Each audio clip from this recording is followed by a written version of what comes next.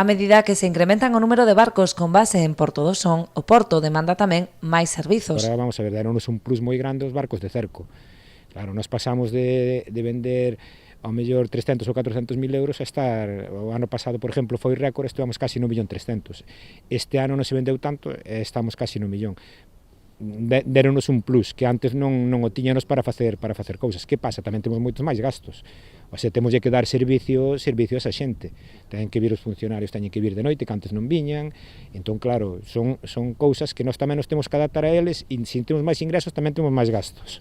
É o caso da fábrica de xeo, posto que a maquinada que dispoñen actualmente resulta insuficiente e obriga aos mariñeiros a ter que desplazarse ata Muros. A fábrica de xeo, que xa está aprobada, estamos pendientes porque non hai corriente, vamos a ver, pedimos máis potencia, porque non temos potencia ahora mismo para a fábrica de xeo.